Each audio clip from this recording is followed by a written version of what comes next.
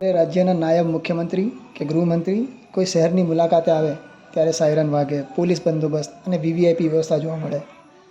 પરંતુ આજે વડનગરમાં દ્રશ્ય કંઈક અલગ જ હતું.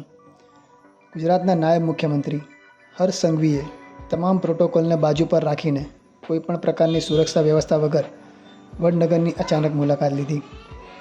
આ મુલાકાત અંગે જિલ્લા પોલીસ કે વહીવટી તંત્રને પણ અગાઉથી કોઈ જાણ કરવામાં આવી નહોતી. મળતી માહિતી મુજબ હર્ષ સંઘવી લગભગ 3 કલાક સુધી વડનગરમાં રહ્યા. એક સામાન્ય નાગરિકની જેમ શહેરમાં ફરીને વિકાસ કાર્યનું જાતે નિરીક્ષણ કર્યું. તેમનો હેતુ સ્પષ્ટ હતો: વડનગરમાં ચાલી રહેલા વિકાસ કાર્યોની વાસ્તવિક સ્થિતિ અને ગુણવત્તાનું રિયાલિટી ચેક. આ અચાનક પ્રવાસ દરમિયાન તેમણે વડનગરના હાટકેશ્વર મહાદેવ મંદિર દર્શન કર્યા અને મંદિર પરિસરની સ્વચ્છતા તથા વ્યવસ્થાનું નિરીક્ષણ કર્યું.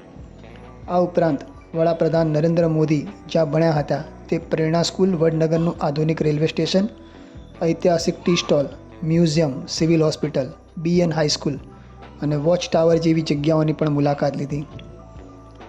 કોઈ લશ્કર નહીં, કોઈ સાયરન નહીં, માત્ર કામની સમીક્ષા અને વિકાસની હકીકત જાણવા માટેની એક શાંતિપૂર્ણ પરંતુ અસરકારક મુલાકાત. વડનગરમાં નાયબ મુખ્યમંત્રીની આ સરપ્રાઇઝ ચેકિંગ ચર્ચાનો વિષય બની છે.